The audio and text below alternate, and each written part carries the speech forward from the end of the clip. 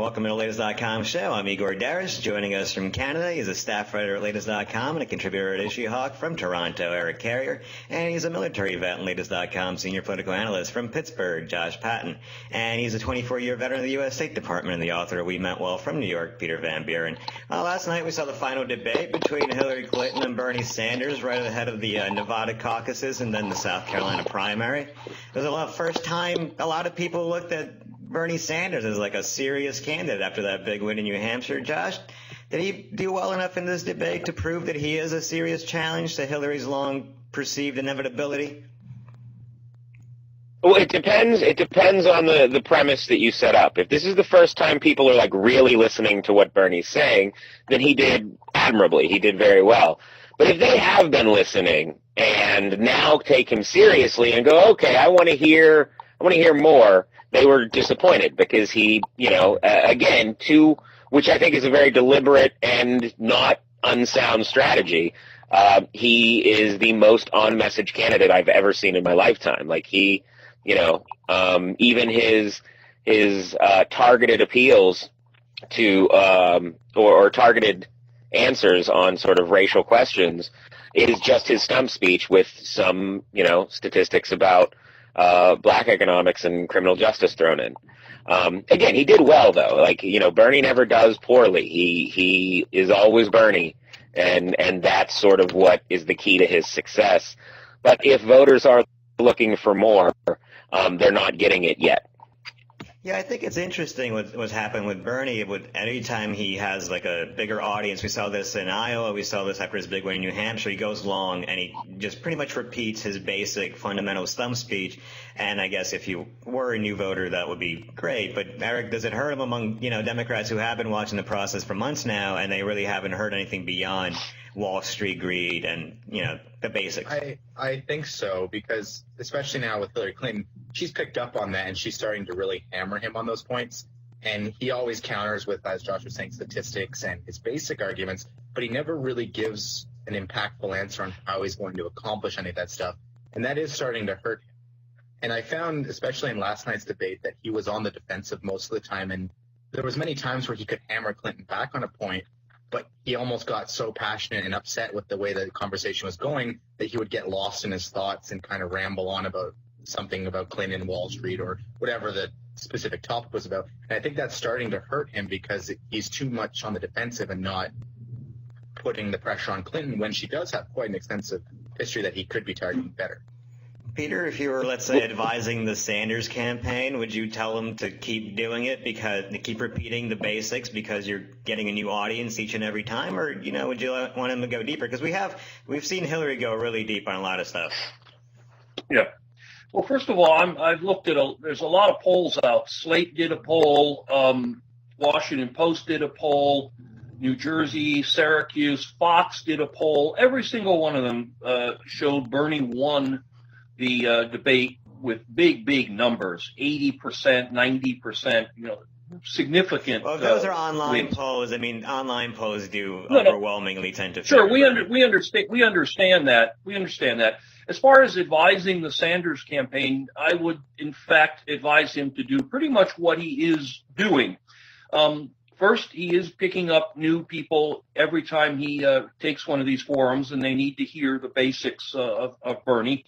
Second, he's reinforcing the people who support him. He's reassuring them that he's got a solid theme, and he's going to pursue that all the way into the White House. And I'm afraid in the world of social media and short attention spans, you need to kind of keep it straight and simple, make 3 or 4 points, and then reiterate on those points. One of the things Hillary does have a tendency to do is get all wonky. And she'll get in there about Dodd-Frank and Glass-Steagall and things like that I really don't know who she's talking to.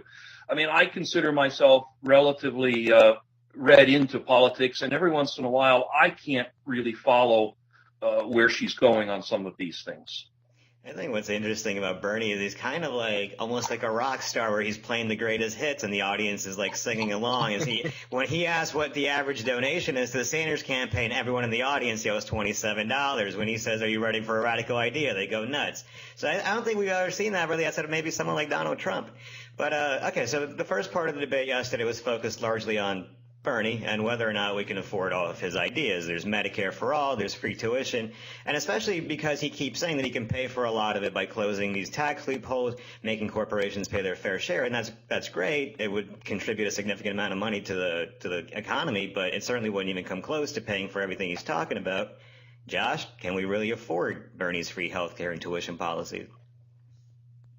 I mean, these sort of things are very hard to predict, especially in these stages, because they are just sort of vague campaign policy proposals. I mean, even the legislative process, just look at how there's a Republican Congress and this won't even happen. What about just the actual price tag? Can America really pay for this? I was getting to that.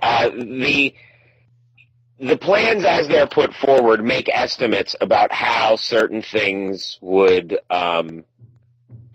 how they would play out.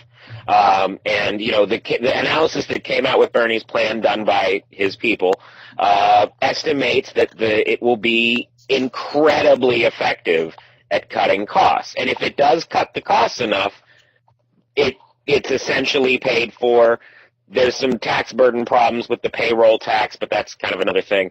But then there was an independent analysis done by a guy who his name escapes me at the moment, but he's long been involved in coming up with single payer plans. He's absolutely a proponent of it. This is not, a conservative. This is not the Cato Institute or anything like that. And he found that he just thought that Bernie's plan was too optimistic. And he said, even being generous in his analysis, that it was underfunded by, I think something like $1 trillion. So there's no way to know, but it is going to be expensive. And everyone loves the single payer message when Bernie is able to sell the line that it'll be paid for by taxing these, the 1%. But when you do get into the cost and start talking about that and talking about how everyone's taxes will go up, premiums will go away, but still taxes are going to go up. And that's when Americans will kind of revert to type and get very scared about these sort of big plans. So,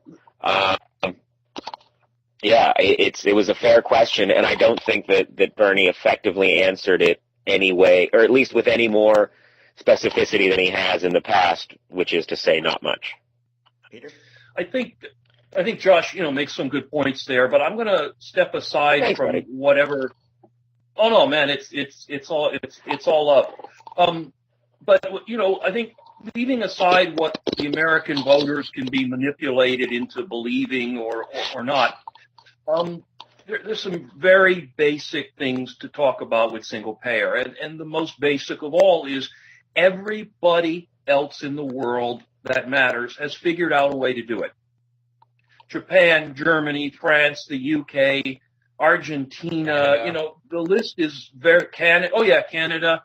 Love you too, man. All these countries have figured this out. And given how smart we are, I'm sure there is a path that the United States can come to that will not, destroy life as we know it. Second, Hillary especially likes to focus on costs without talking about the cost savings.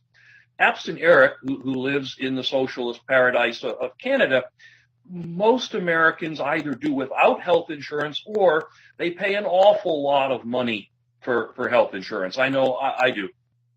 And in addition to the premiums I pay co-pays, I pay all sorts of fees. I don't even know sometimes why I'm being charged what I'm being charged, but it's a very, very expensive country to get health care in. Or you take pay cuts to get it in a job offer. What's that? I was saying, or sometimes you take a pay cut to get it in your job offer. Yeah, to get benefits. Exactly. You are paying for it. And so those savings are very much a part of what Bernie's talking about. I agree he isn't as articulate about it as he might be, and hopefully he'll learn to present it better. But I mean, Hillary last night was pulling stuff out of her ass. I mean, she said, some survey said the federal government is going to grow by 40% under Bernie's plans. Well, God damn. I mean, that's given the size of right now, the federal government is the largest single employer in the United States. Of 40% growth, I mean, Washington, D.C. is going to have to expand into Indiana to accommodate all these people. Last week, Josh suggested the Republicans want to scale down to an old woman in a room with a phone. Meanwhile, apparently Bernie Sanders is going to, annex the East Coast to fit his new armies of socialist bureaucrats. There's other things, too, that I think in terms of savings, because the other thing that happens, and Hillary was somewhat evilly masterful about this last night, is she tries to take each Bernie thing in isolation. Well, here's healthcare, and that's what this is going to cost. And here's taxes, and here's what this is going to cost. And she kind of cherry picks her way through this, whereas Bernie's trying to present these things in a more holistic way. You take a small thing like raising the minimum wage. The United States spends $153 billion a year on food aid. Almost all of it is going to people who are already working somewhere, somehow. Something like half of them are working full time. If you raise the minimum wage, you will lower the amount of money that has to be spent on food aid. Bernie, I think, is a little hesitant to go out and say it, but of course, 52% of the American budget is spent on defense. And if we stop regime changing and intervening, that alone will free up untold trillions of dollars. Who knows, we could do something wacky and spend it on ourselves at home rather than pissing it away in Libya or Syria. Peter, I gotta say though, I mean, Bernie Sanders may be Jewish, but he wasn't born in a manger. I mean, he's presenting his plan the way he presents it because it's a complex thing that might not work. Like that, even if everything goes well, we still might fuck it up just because it's a huge undertaking. So it's not as if he's given us the straight dope about the challenges of single payer healthcare. So there are politics at play. I mean, and these are fair questions that people should ask. And I say this only because I am seeing in a lot of people, in Bernie, what I saw, and I can't pretend that I didn't feel myself in 2008 when it looked like Obama was going to beat Hillary Clinton.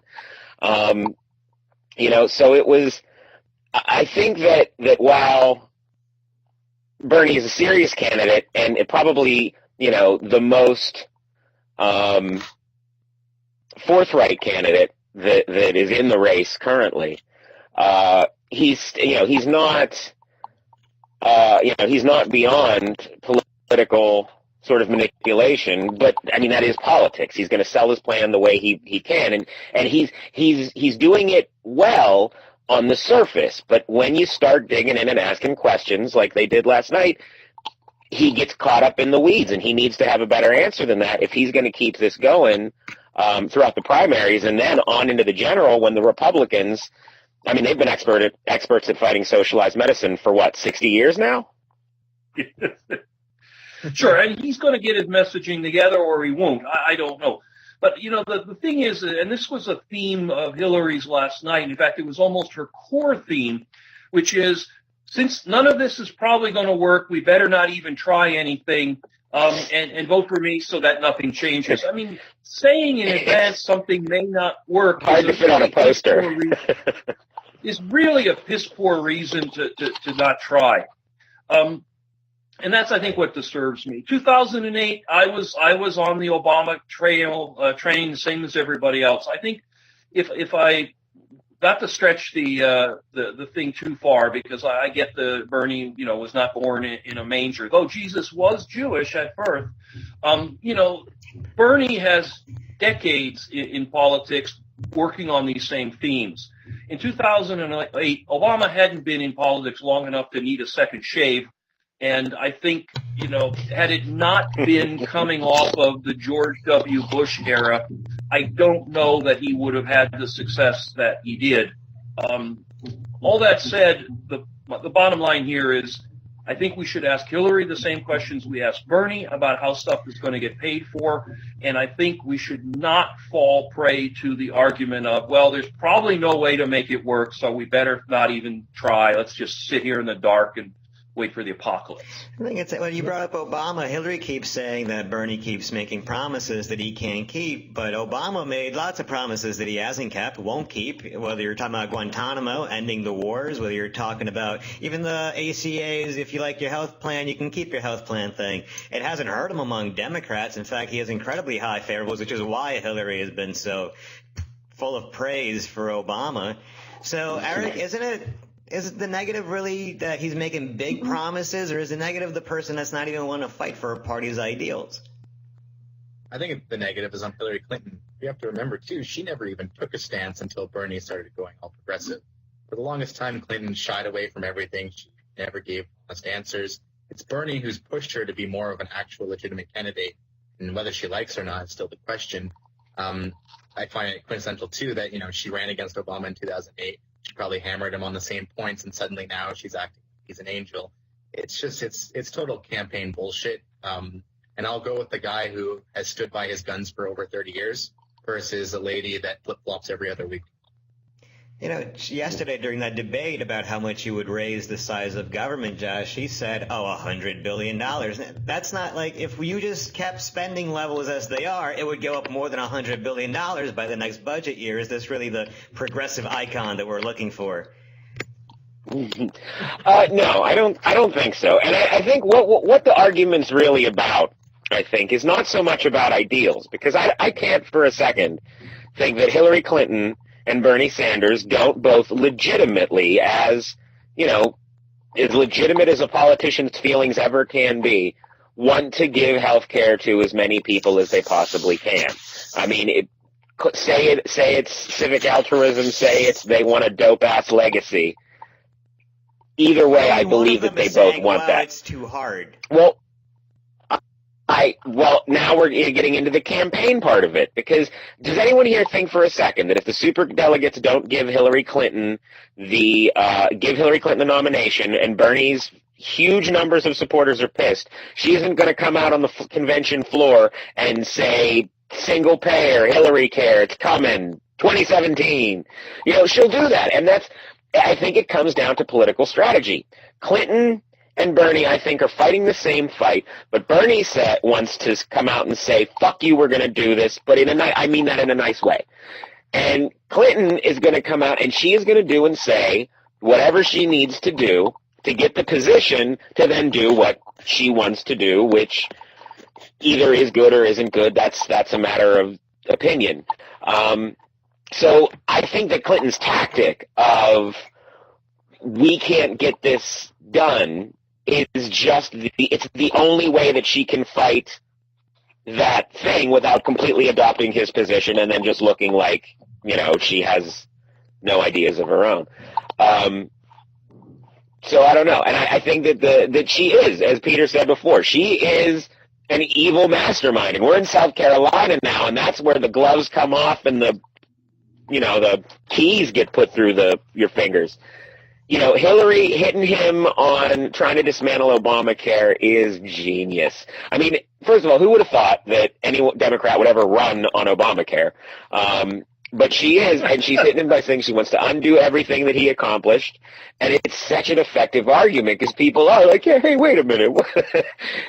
So it's a tactic, and I think it's a bad one that won't ultimately work. It's but silly if you have any. I mean, if you look at her campaign history, she's not a great candidate. She sucks as a candidate.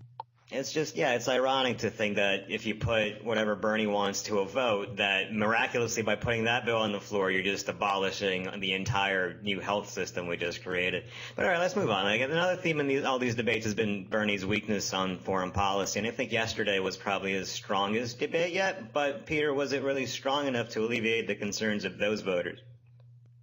Again, I think it's a matter of comparisons. He did do better yesterday. He didn't do as well as he could have, or he hopefully will do. Because, I think it's a matter of finding ways to talk about the things he believes in, as opposed to not knowing or not having those opinions. The thing that I thought was a positive step for him, a good step forward, is I think he was much more aggressive within his sort of boundaries about going after the Clinton record. I mean, she was reduced once again to crowing about how, she helped kill bin Laden, name-checking SEAL Team 6. I mean, first of all, that was how many years ago? Second, killing bin Laden accomplished pretty much very little, considering we're still fighting some terrorists all over the freaking world. And Hillary's component of that, if she had any component at all, is pretty goddamn small. But, I mean, that's the kind of thing she's pulling on. She's going on and on about coalitions she put together against the Iranians. And even if you want to give her credit for stuff like that, that is way old hat. Her successor is the one who brought the deal home, who closed that deal. Bernie started talking about Libya last night, which I thought was very, very important. We can't forget that in 2011, Hillary was one of the strongest public supporters of the intervention in Libya, which created, in the end, created another ungoverned space, which gave ISIS another foothold and spurred a refugee crisis of its own back in the day. And there's a lot more to pick apart on that. How much the Henry Kissinger stuff is going to resonate, and that's hard to tell. But again, I mean, it creates this picture of Hillary Clinton as someone trapped in the past with no new ideas, with a lot of bad ideas that she can't seem to shake. At the same time, in terms of foreign policy, which crisscrosses with the domestic, I think Hillary is way overestimating the success of Barack Obama. His popularity ratings are not soaring. He has niches where he's very popular, including among African-American voters, of course. But, overall, I don't know that everybody is real happy with how things worked out. I think a lot of Democrats, myself certainly, have various forms of buyer's remorse with all this. And exactly how much of Obama's, African-American support will truly transfer onto her, well, that's why we've got Nevada and South Carolina. We'll find out. All right, well, Peter gave us a lot to unpack there, so let's take that one at a time. Josh, if you're a voter and you saw last night's debate and you were concerned about Bernie's stance on foreign policy before, are you less concerned now? I don't know, because I do think that here's the thing, the foreign policy debate in general sort of didn't have the kind of specifics I think guys like people like us are looking for, like new information about what their specific plan, like and specific approach might be. But, while Sanders was able to talk more competently about it and not have to pivot back to domestic issues in his answers as he had to in the past, Hillary Clinton resorted to her really good debate tactic of just listing a bunch of facts about the place. I remember when they first started talking about the Islamic State, she detailed, again, it was one of those times where I've been to the Middle East, we cover it, I kind of lost her. I'm like, wait, I lost you at Ramadi, hold on. So I think that she does that just to make it sound smart, and I don't mean that to belittle it, because it is. I mean, she's obviously smart, but she does it to make it seem like she has way more information at her command than Bernie Sanders does, and especially because Bernie's rhetorical quirks, when it comes to foreign policy, sounds like uncertainty rather than just his normal quirkiness.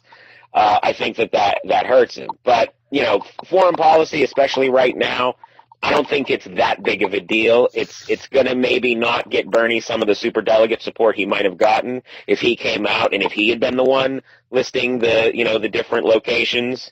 If he had done a Clinton answer where he just listed, there was fighting in Aleppo. Today they took the air base on the Turkish border. If he said that, he'd have gotten 2-3 superdelegates today easy. But that's something you can learn, and that'll come, as his campaign gets more experience. Remember, they didn't even think they were going to be here. I think part of Bernie's trouble, the reason that it wasn't, I think, a clear victory for Bernie, is because he wasn't. It seems like he was surprised when he got on the stage. He was the front runner, and this was his first debate as the front runner. He'd won New Hampshire, virtually tied her in Iowa.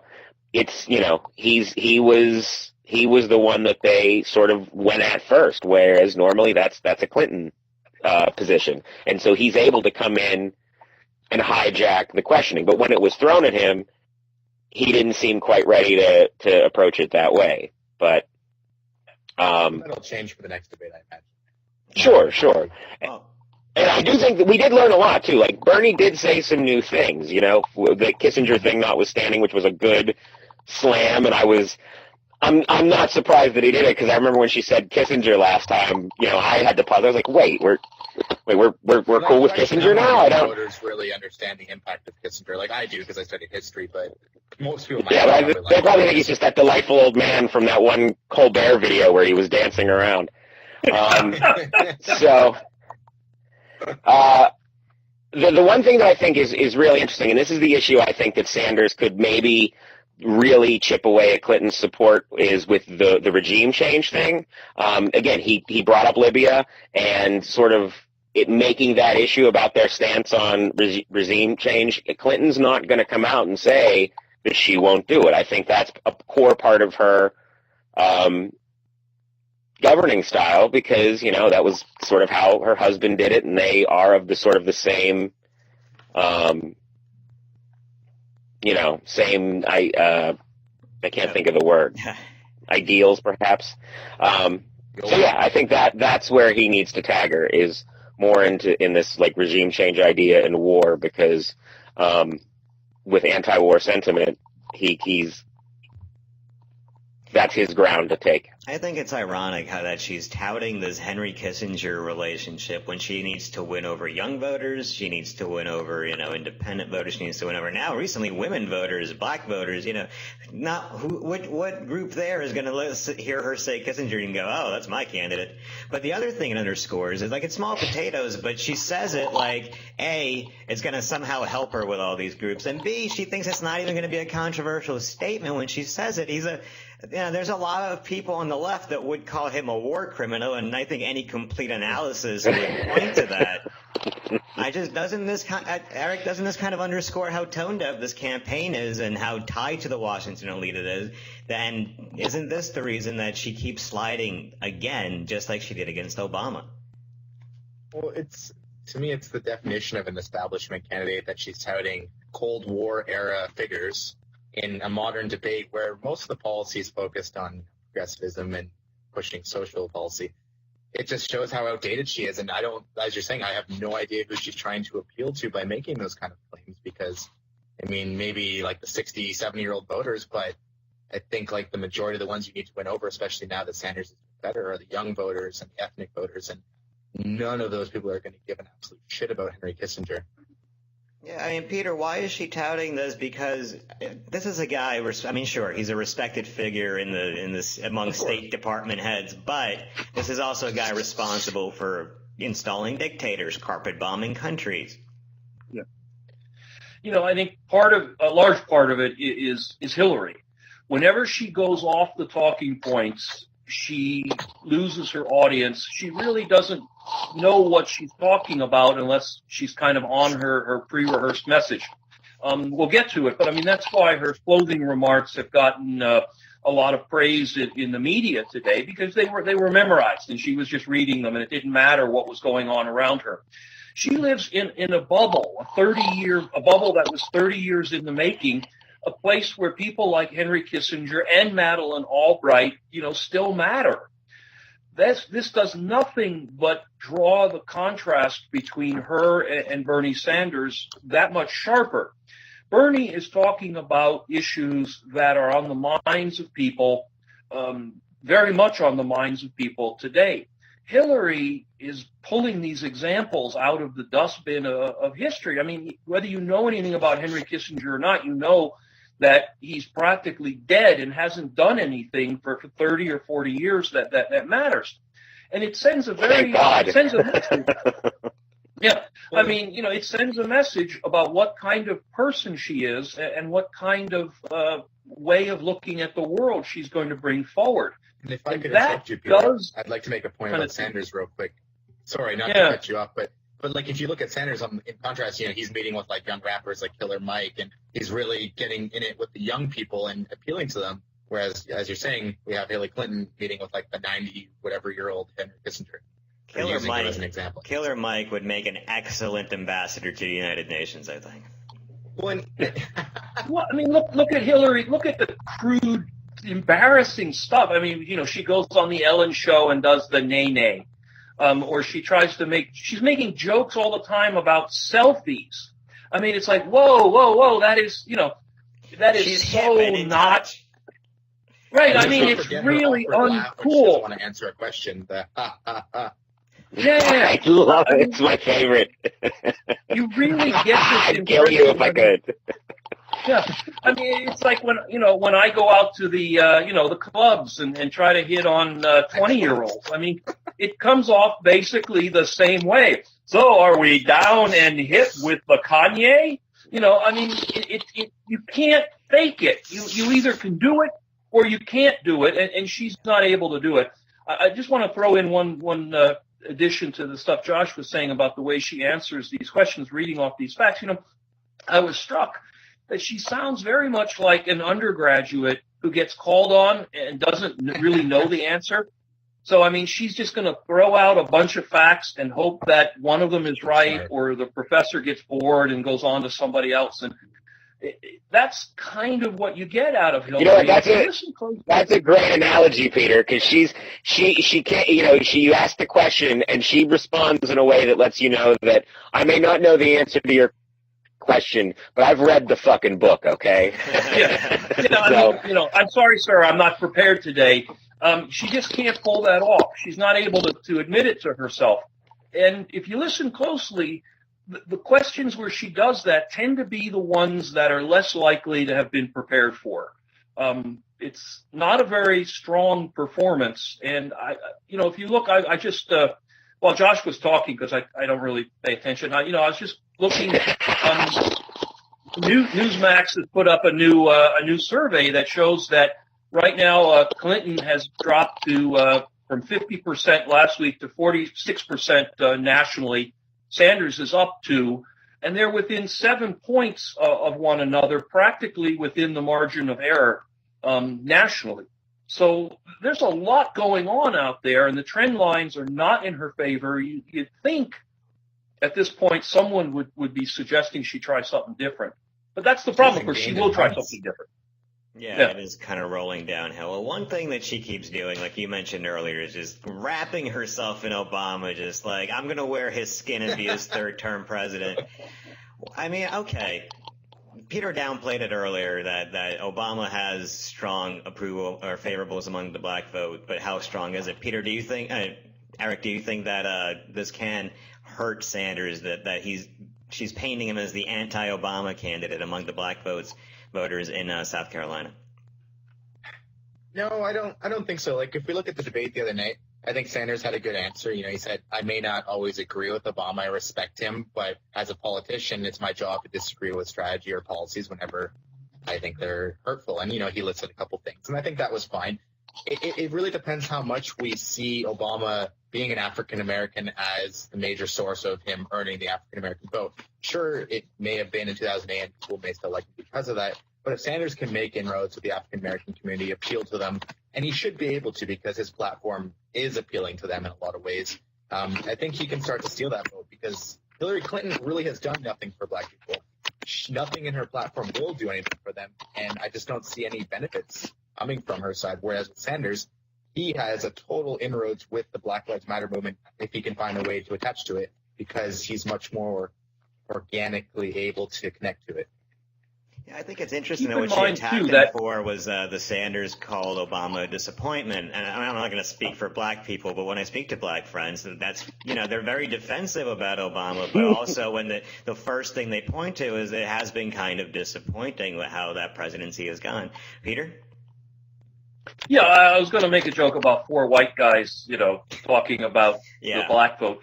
But in fact, whatever. The thing would be, though, that when we collectively, the media, talk about the black vote, I think we're being disingenuous in kind of dismissing all people of color in one giant clump, because inside the black vote, you have women who do not support, young women who do not support Hillary. You have young people in general who do not support Hillary. You have people of middle and low income who do not support Hillary. They happen also to be black or Hispanic or LGBTQ or something like that, but they're also very much in these demographics that Bernie has a good handle on. And I think Hillary is disingenuous when she tries to crudely appeal to all black people everywhere by saying, you know, she has, hey, I got a black friend too. His name's Obama. That she wanted to Here's kill the in thing. 2008. Here's the thing. I'm not going to let you guys besmirch the masterful piece of political assassinry that I saw at the end of that debate. Hillary prison shanked Bernie with that Obama.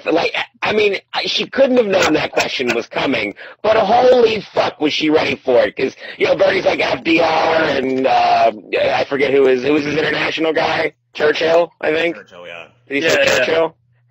Yeah. And so Hillary, God bless her evil genius. She was like, well, first of all, my foreign one is Nelson Mandela. You know? And then she said, I like FDR, fine, but you know who else I really love? President Obama. And then she just stuck the knife in like 8 times. And the moderators, I can't understand why they did this. I mean, maybe because they're PBS and they're like disgusted by this, like the horse race evilness of it, and didn't realize what gold it was. But they're like, just make it your closing statements. And Bernie, he tried very eloquently to sort of defend his position, but no, not in South Carolina. That doesn't work. The calm example answer, that's not going to play. I mean, I think that unless Bernie can really start airing ads of him praising President Obama every time he's done it, this one might actually have legs. Just because, as has been said, the black vote, you know, sources from the barbershop tell me that they don't know if they're going to vote for Hillary or Bernie because they're listening to the Kanye live stream. The black vote is not a monolithic thing, but when it comes to Obama, they absolutely were. And when they were 94, 95% behind a candidate, I mean, that's the election. If you can get 94%, probably of any demographic, but blacks alone, that is the election. And Democrats count on the black vote, and for whatever reason, Hillary's reputation is strong with them. The John Lewis thing yesterday, factually dubious though it may be, carries weight with, again, older folks, because, you know, millennials don't know who John Lewis is. I swear to God, there was a tweet going around. It was probably that our viewers don't know who John Lewis is. He's a civil rights icon who yesterday said that even though Bernie Sanders touts all his participation in the civil rights movement, he never saw him. Which, of course, is an unfair thing because he was, you know, Bernie Sanders has always said, well, he said that he's kind of implied that she was involved, and the factual matter of it is it's like later. But they were just doing 2 different things. He was the Congress on Racial Equality. He was the head of the Students' Council, so I can't remember the initials. But anyway, that carries some weight. But then I'm sure there are Bernie supporters who are young who would be like, this John Lewis needs to learn about civil rights. So I don't know. I think this is the area where Hillary Clinton is incredibly like Bernie Sanders is incredibly outmatched. I mean, I'm going to be a nice guy. I'm going to attack her on the policy, never on anything else, is, again, very admirable. But you are going to lose South Carolina with that attitude, you know? While we're on the topic Is there a of photo of Bernie Sanders with John Lewis, though, like at some event? I saw that coming up on the internet earlier. Yeah, but it was like from 2000. Yeah. They're both in So, I mean, the Senate together. There we go. Or, Whatever. While we're on the topic of disadvantaged racial groups, I think yesterday that was the first time I had heard the question about the plight of white America. And, it seems trivial a little at first, but when you look at the numbers, white people are dying sooner. White communities are being hit hard by alcoholism, drug addiction, especially heroin and meth. White people are suffering in rural communities like Appalachia and Deep South. Peter, are white people suddenly becoming a disadvantaged community? And why do you think these trends are going this way so quick? Well, I think that the so-called disadvantaged white people, and I don't really like that word here, these are folks I suspect are much more in the Trump orbit than anything else. What was being talked about last night, and again, I don't like disadvantaged, but I mean, that group, we're talking about white people who have fallen out of the middle class over the last If I could just interrupt for a decade second, the drug epidemic does not only apply to, people in impoverished communities. Right. Yeah, and Appalachia has been the poorest place ever for decades. Yeah. Yeah. I mean, no, I understand. What I'm suggesting here is that the white people who have fallen out of the middle class or who are not part of the middle class, I suspect are more Trumpian than any kind of Democratic voters by themselves. Bernie, I think, picked it up. Well, I mean, Hillary too. I mean, that's kind of a giveaway answer. I mean, we have to help everybody. Rising tide lifts all boats. Can't leave anyone behind. When the economy rises, everybody does. I mean, they both kind of soft pedaled it, and they both did successfully avoid the problems that white people get into when they say, well, it's not just Black Lives Matter, it's all lives matter. Which all lives do matter, but you can't really conflate the whole thing. I think they both handled it in a soft way, but they weren't speaking to their electorate there. Josh, do you agree? Is this more like is this a question for the Republican debate? This was again this was kind of one of my favorite kind of like underhanded gotcha kind of moments. Because again, the question Gwen Ifill asked was, "Do white people have a right to be angry?" And I mean, that is just devious. How dare you make them answer that question? There's no way they could win, and they did. They did it.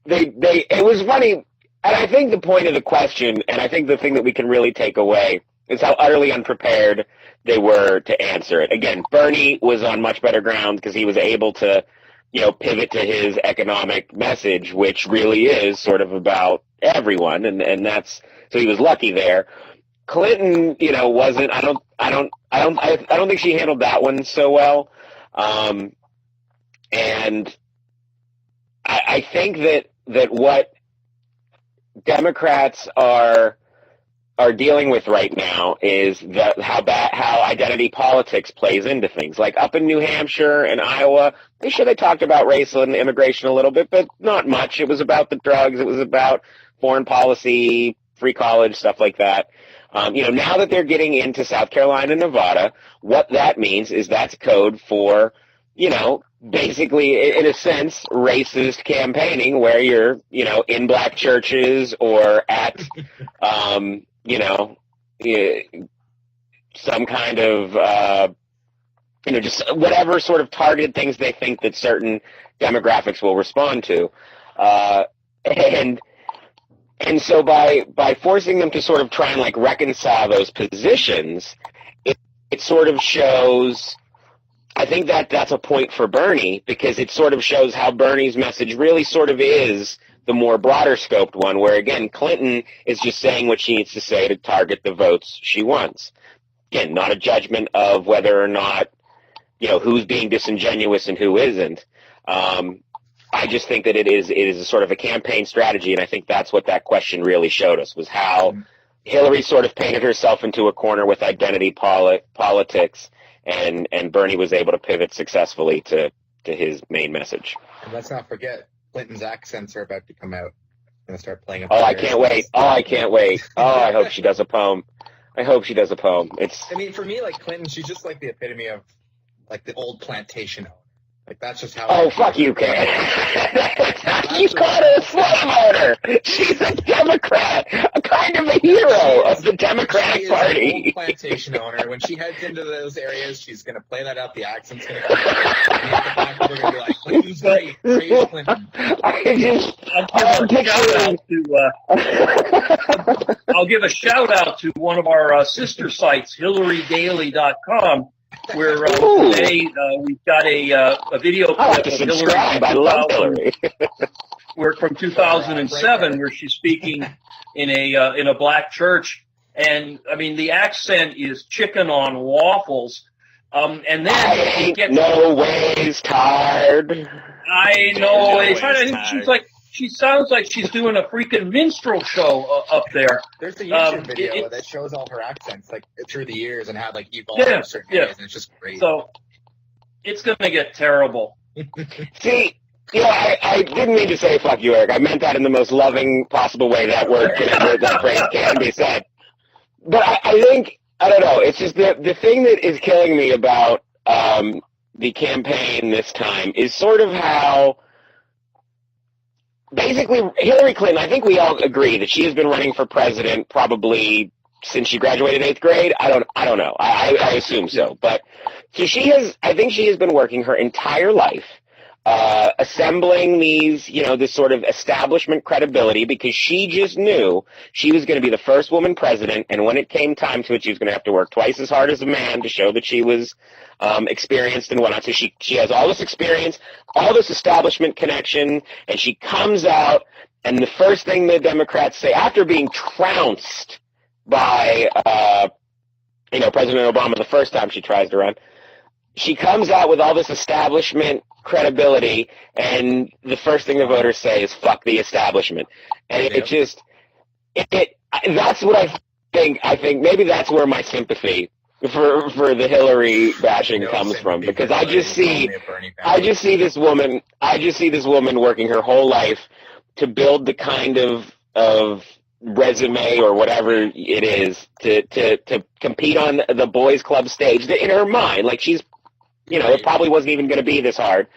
But she does all this, and then it absolutely is. I mean, it's Shakespearean, the level of tragedy here, I think. I say too fucking bad. Politics isn't a pity party. You pick the best candidate, and too bad. You missed your chance in 2008. Go to the fucking graveyard. I think, I agree with you. You just see her backstage say, "God damn it, this was supposed to be my turn!"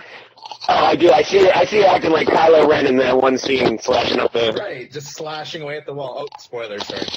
Yeah, it's been months. That's fine. Everyone's seen it in the world. I think Josh is very right, but the one thing you can't teach or learn is how to be likable, and I think that's really where Hillary is lacking most. But one last thing before we go. It's where she's always... Oh, sorry. She's a cool guy.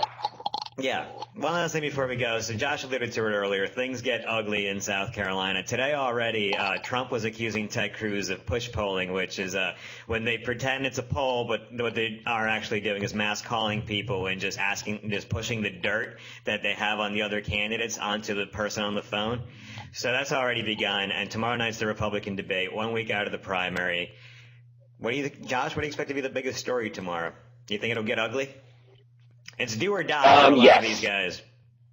Yes, and I think the one thing that we really need to watch is John Kasich has been doing, has been riding a wave. He's been getting more media attention since his second place finish.